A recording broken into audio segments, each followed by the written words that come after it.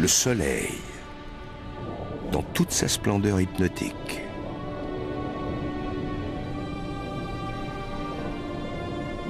Nos moindres faits et gestes sont tributaires du Soleil. Nos vies en dépendent entièrement.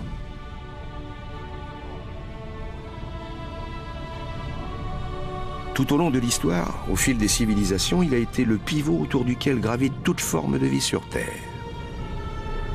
Il porte nos récoltes à maturité, définit le rythme de nos journées, nous inspire nos croyances.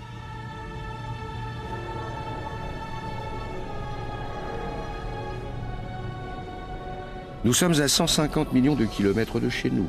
Il faudrait 20 ans pour faire le voyage en avion. Si la lumière du Soleil s'éteignait maintenant, les habitants de la Terre ne s'en apercevraient que 8 minutes plus tard.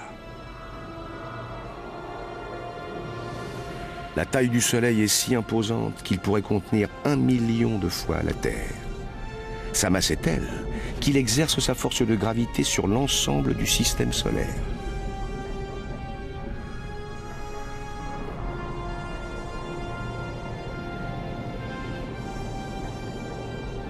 Nous le voyons chaque jour dans notre ciel. Sa présence familière nous rassure.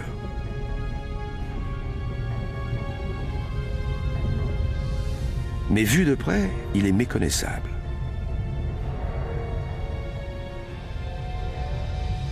Une mer tumultueuse de gaz incandescents. La température grimpe au-dessus de 5000 degrés. Au centre du noyau, elle doit probablement atteindre plusieurs dizaines de millions de degrés.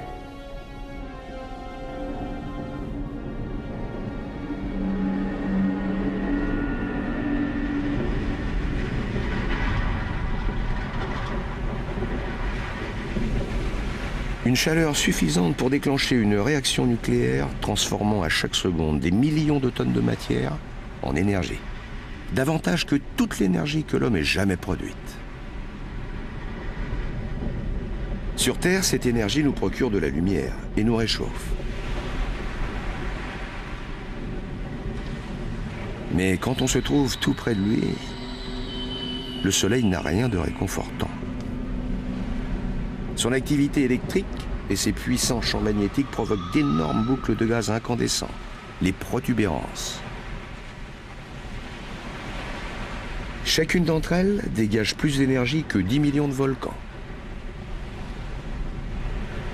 Si l'on faisait passer la Terre par une de ces boucles, il resterait de la place pour plusieurs planètes du même gabarit.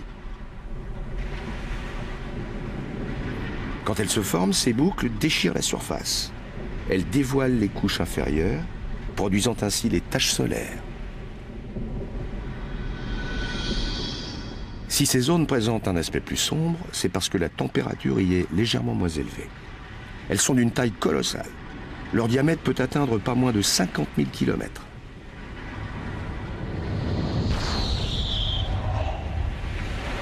Une éruption solaire, un flux de plasma, mélange de gaz et de particules électriques, projette dans l'espace ses radiations d'une intensité foudroyante.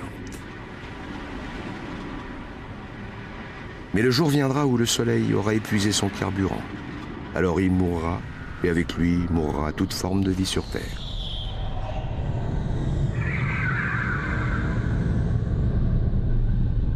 Si le Soleil a créé la vie, il peut aussi la détruire. Il est impératif de garder ses distances.